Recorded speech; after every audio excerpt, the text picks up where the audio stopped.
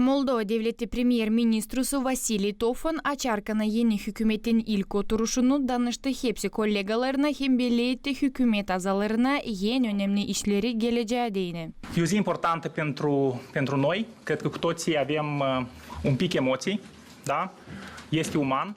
Düşünelim ki hepsimizin işleri biraz dalgalanır. Bu insanca ama umutlanırım ki bu bizi daha çok getirecekti ona, hani bize daha da iyi çalışma lazım. En önemli şimdi insanların yüksek umutlarına hem beklemeklerine cevap verme. Bizim bütün komandadan isterim çok sağ ol söylemekti onlara kim bizi tutturdu. Bu büyük bir güvenlik bize değil. Ama sanırım hani bu bize ödünç verildi ki biz onu işlerimizden hem sonuçlarımızdan geri verelim. Vot de încredere. Înțeleg că este un vot în credit pe care trebuie să-l întoarcem cu acțiuni, cu realizări.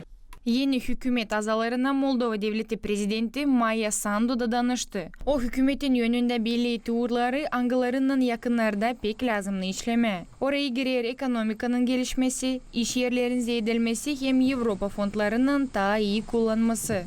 Tot în următoarele săptămâni și luni avem de dus la bun sfârșit.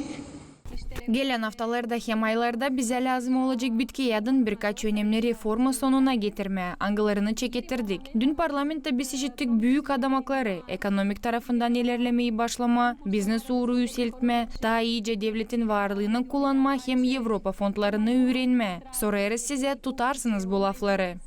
Fondurilor europene. Vă rugăm să vă țineți de cuvânt. Gagauzyan yaşayanları kendi fikrini açıkladılar. Söyleyerek neyi beklerler yeni ministrların kabinetinden. Hem hangi uğurlarda değişiklikleri daha pek görmeyi isterler. Biz her zaman umutla yaşarız. Hani hepsi ıslah olacak. Hem hani bizi hem bizim uşaklarımızı bekler en iyi gelecek. Ama şimdi değişiklikleri yok. İsteriz hani bütün Moldova hem Gagauzya dostlukta yaşasınlar. Kompromisa gelsinler artık. Biz hep öyle halkız necede hepsi. Beğeniriz açan usluluk, serbestlik hem anlaşmak var. Değişiklikleri isterim ama düşünmeyelim hani onlar olayıcıklar. İnsanlar alaksız hiçbir şey yapamayacaklar. Çünkü sadece kendi yerlerini düşünürler. Ama sıradaki insanları da düşünmeye lazım. Ben değişilmeklere inanmıyorum. Çünkü düzenlik hiç yok. İleri vardı, şimdi ise hiç yok. Devletin başı büyün lazım düşünsün onun ilerlemesi için. Bu bütün çıkış. Beğendim hani o bizim avtonomiyamızı sayır.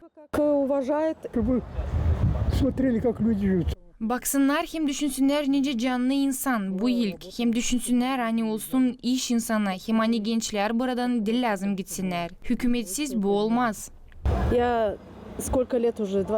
Ben 25 yıldan sonra başka devlette yaşarım. Beni burada artık hiçbir şey tutmuyor. Birinci isterim sağlık sistemi daha iyi olsun. İkinci iş yerleri. İş olsa biz de eve döneceğiz.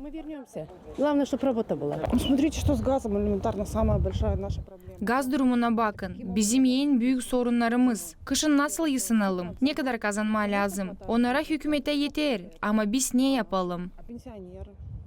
Moldova Devleti yeni ministrların kabinetine girer premier-ministru, onun 4 yardımcısı hem 13 ministru. Hükümetin programması hem azaları Eylül'ün 21'sinde parlamentin plenar oturuşunda kararlandı. Oleg Lotka, Anna Chibanova, Ivan Kara, Sergey Georgiev, Maria Kazako, GRT Haberler.